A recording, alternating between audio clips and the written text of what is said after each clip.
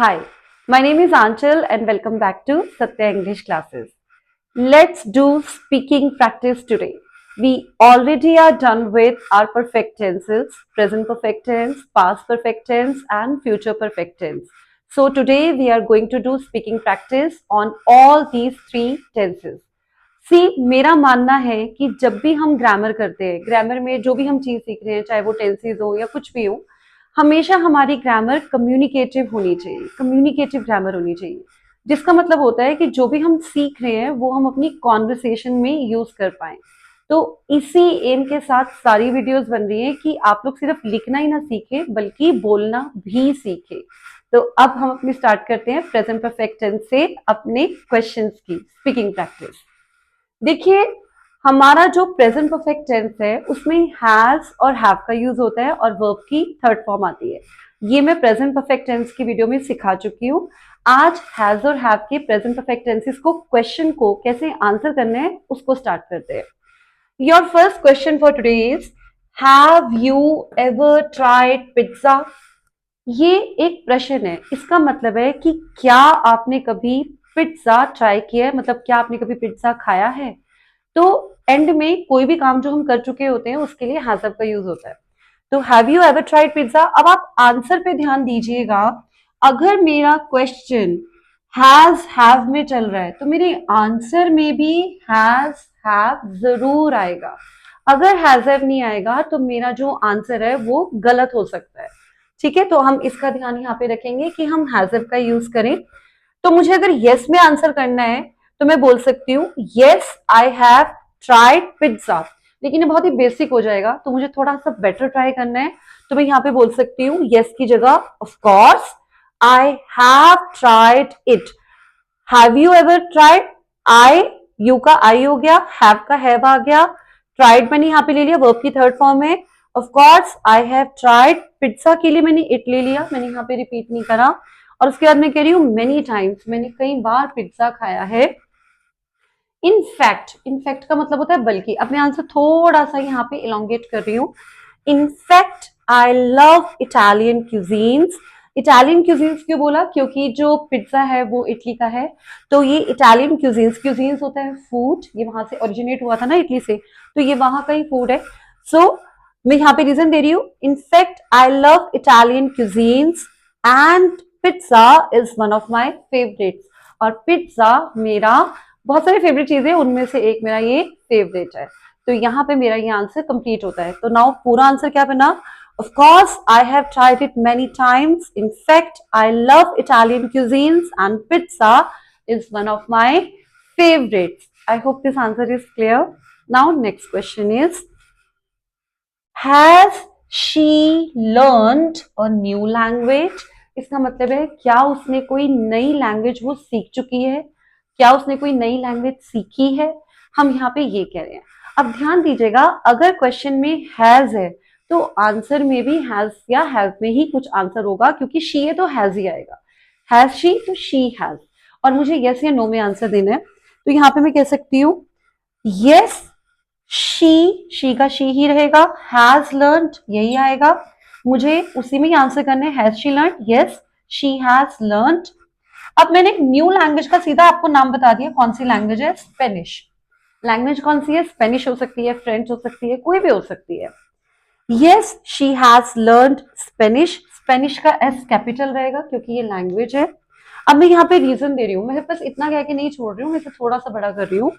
Because she is planning to travel to Spain next year, क्योंकि वो plan कर रही है नेक्स्ट ईयर स्पेन जाने का। ठीक है, तो यहाँ पे मैंने रीजन भी यहाँ पे कोट कर दिया। अगर प्रेजेंट टेंस पे क्वेश्चन है तो प्रेजेंट में ही आंसर होगा। यहाँ पे प्रेजेंट कॉन्टिन्यूअस में इसकी प्रोग्रेशन हो गई। ठीक है, आप देख लीजिएगा आपकी हिंदी क्या बन रही है, अकॉर्डिंगली आपको इंग्लिश में उसे आंसर करना है। बस एक बेसिक चीज का ध्यान रखना, अगर हैव में क्वेश्चन जा रहा है तो मेरे आंसर में भी हैव आएगा, अगर हैज में क्वेश्चन जा रहा है तो मेरे आंसर में भी हैज आएगा। बस this is what you have to keep in mind. Now my next question is, had she finished her project work before watching TV? इसका मतलब है, यहाँ पे आप ध्यान दीजिएगा, मेरा जो क्वेश्चन है वो हैड में आ गया, और जो हैड है ये पास्ट परफेक्ट टेंस में आता है। प्रेजेंट परफेक्ट में सिर्फ हैज हैव आता है. Now this is past perfect, had. अगर हैड में क्वेश्चन है तो आंसर किस में आएगा? आई गेस किस में आएगा, आप ठीक बता पाएंगे? हैड में ही आएगा. अब आप हैज में आंसर मत कीजिएगा. तो had she finished the project work before watching TV? तो मेरा आंसर क्या होगा? Yes she had. अगर हैड शी है तो क्या हो जाएगा? She had. फिनिश्ड का फिनिश्ड ही रहेगा. Yes she had finished it. मैंने प्रोजेक्ट वर्क को दोबारा नहीं बोला, मैंने उसकी जगह इट ले लिया. यहाँ पे नाउन इट हो जाएगा. और फिर आगे वही है, बिफोर वॉचिंग टीवी. टीवी देखने से पहले उसने अपना प्रोजेक्ट वर्क कंप्लीट कर लिया था. She is quite a responsible girl. वो काफी रिस्पॉन्सिबल गर्ल है, मतलब अपनी जिम्मेदारियों को समझती है. फिर उसने अपना पहले काम खत्म करा, उसके बाद ही उसने टीवी देखा. आप कोई भी एक यहाँ पे स्टेटमेंट ऐड कर सकते हो जो आपके क्वेश्चन के साथ रिलेट करती हो, जो भी आपको आंसर लग रहा है उसके साथ वो रिलेट कर पाए. I hope this is clear to you. Now the next question, had you met her before the meeting? इसका मतलब है क्या आप उससे मीटिंग से पहले मिल चुके थे? Again your question is in past perfect tense और यहाँ पे हमने हैड का यूज करा है.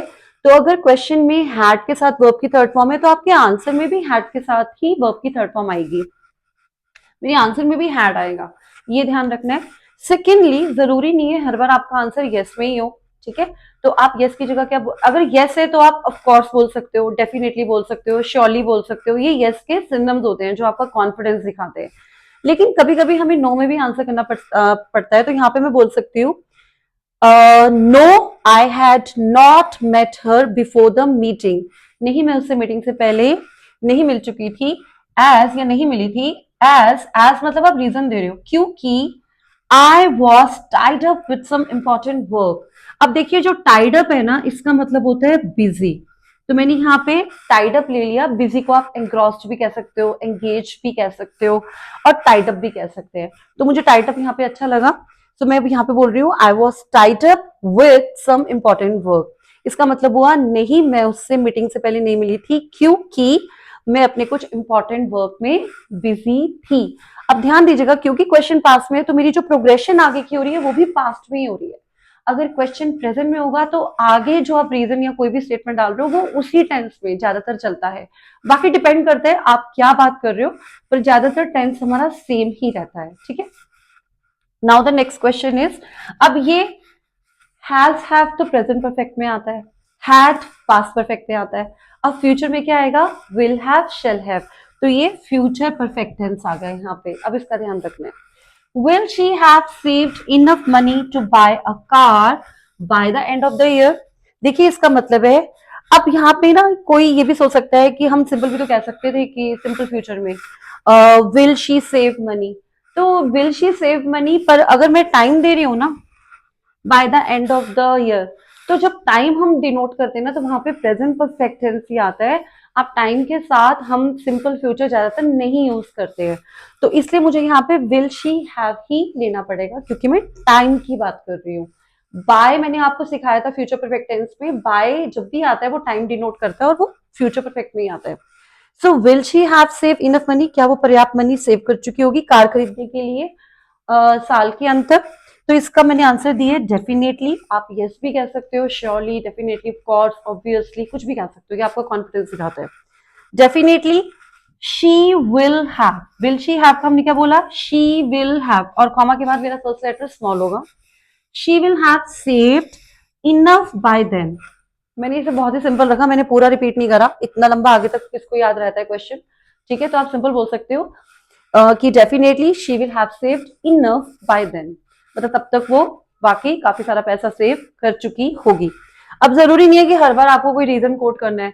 इफ यू थिंक कि I don't want to add any reason to it, तो don't have, you just keep your answer simple. Yes no में आंसर कर सकते हो, but if you really want to add any reason और any sentence तो then you can add like this, जैसे मैंने यहाँ पे ऐड करके बताए हैं. तो देयर आर डिफरेंट वेज, आप कैसे आंसर करना चाहते हो वो आपके अपने ऊपर है, आपके कंफर्ट जोन पे है. बस इतना ध्यान रखना, जिस टेंस में क्वेश्चन चल रहा है उस टेंस में ही आंसर देना है. अगर हैज हैव में क्वेश्चन है तो हैज हैव में, हैड में क्वेश्चन है तो हैड में ही आंसर होगा. अगर विल हैव शैल हैव में क्वेश्चन है तो विल हैव शैल हैव में ही आंसर होगा. अकॉर्डिंग टू, मतलब अकॉर्डिंग टू टेंस हमें आंसर करना होता है. एक क्वेश्चन आपके लिए ताकि पता चल रहा है आपकी प्रैक्टिस कैसे चल रही है. Will they have achieved their goals by next year। अब यहाँ पे फिर by next year टाइम आया तो ये फ्यूचर परफेक्ट टेंस को डिनोट कर रहे हैं कि क्या वे अपने गोल जो उनके लक्ष्य हैं वो पूरे कर चुके होंगे अगले साल तक। अब इसका आंसर आप यस में भी दे सकते हैं, नो में भी दे सकते हैं, टेंस यही रहेगा, इसी टेंस में आंसर करना है। कोई रीजन ऐड करना है नहीं करना है वो आपके अपने ऊपर है। आई होप इस तरह से आप प्रैक्टिस करेंगे, और जब आप इस तरह से प्रैक्टिस करते हैं ना तो डेफिनेटली आपकी जो स्पीकिंग है वो काफी इन्हांस होती जाएगी, आपकी फ्लुएंसी भी बनेगी। तो आपने देखा होगा हमारे जितनी भी वीडियोस बनी है, सिंपल प्रेजेंट या सिंपल पास्ट या सिंपल फ्यूचर या कॉन्टिन्यूस, सबकी स्पीकिंग वीडियोस हैं, अब इसकी भी है।